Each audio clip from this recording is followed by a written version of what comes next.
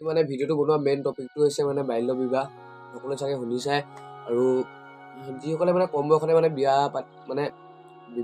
বিয়া পাতিছে আৰু সিহঁতক গ্ৰেপ্তাৰ কৰা হৈছে বুলি কোৱা শুনিছা চাগে তোমালোকে। আৰু নিউজ চিউজত পুৰা মানে এইটো কথাটো পুৰা ভাইৰেল হৈ গৈছে মানে। চ' ভাবিলোঁ সেইকাৰণে এটা ভিডিঅ'কে বনাই দিম।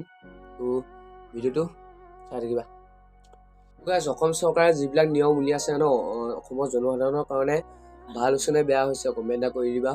বাল্য বিবাহ প্ৰতিৰোধ কৰিছে সেইটো ঠিকেই আছে বাৰু। কম বয়সতে বিয়া পাতিছে মানে সিহঁতক কোনো দুখ নথকাকৈ ধৰি নি জেলত থৈ মানে চৰকাৰখনে কি বুজাব বিচাৰিছে। সুখৰ সংসাৰখনৰ পৰা যেতিয়া এজনক কোনো দুখ নথকাকৈ মানে ধৰি নি যদি জেলত মানে থৈ দিয়ে তেতিয়া মানে সিহঁতৰ মানে পৰিয়ালটো কি অৱস্থা হ'ব পাৰে এনেই অনুভৱ কৰিছানে বাৰু তোমালোকে? বন্ধ কৰক এইবোৰ। অসমৰ বহুতো কাম আছে সেইবিলাকত অলপ চকু কাণ দিয়ক, মানে সেইবিলাকত অলপ গুৰুত্ব দিয়ক। আৰু এইবোৰ এটাই ৰিকুৱেষ্ট মানে এইবিলাক সোনকালে বন্ধ কৰক। যিসকলক মানে গ্ৰেপ্তাৰ কৰিছে সিহঁতৰ মানে পৰিয়ালটোৰ অৱস্থা কেনেকুৱা হ'ব পাৰে এবাৰ ভাবি চাওক।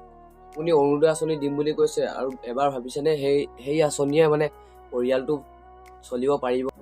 অৰুণোদয় আঁচনি টকা নহ'লেও মানে চলিব পাৰিব মানে জনসাধাৰণ। নিজৰ পুত্ৰ আৰু নিজৰ স্বামীক কেতিয়াও জেলত থৈ মানে কোনো এটা পৰিয়ালে মানে সুখত থাকিব নোৱাৰে।